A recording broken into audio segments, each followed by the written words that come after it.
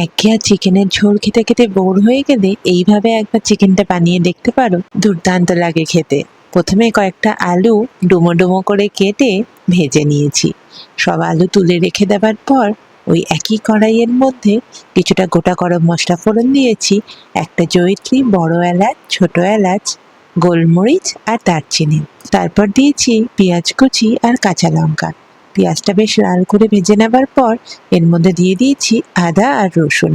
2-3 minute নাড়াচাড়া করে কিছুটা টমেটো এর মধ্যে দিয়ে দিয়েছি, সাথে সামান্য নুনও দিয়ে দিয়েছিলাম যাতে টমেটোটা তাড়াতাড়ি গলে যায়। টমেটো আর পেঁয়াজটা বেশ গলে এলে এটাকে একটা মিক্সিং জারে ট্রান্সফার করে একটা স্মুথ পেস্ট বানিয়ে নিতে হবে। তারপর ওই একই কড়াইয়ের মধ্যে আর কোনো তেল না দিয়েই এই পেঁয়াজ আর টমেটো বাটাটাকে দিয়ে দিয়েছি, আর মিক্সিং জার ধুয়ে কিছুটা জলও এর মধ্যে দিয়ে দিয়েছি। এরপর এর মধ্যে গুঁড়ো মশলাগুলো দিয়ে দিয়েছিলাম, যেটা আমি কমেন্টে পিন করে দিচ্ছি।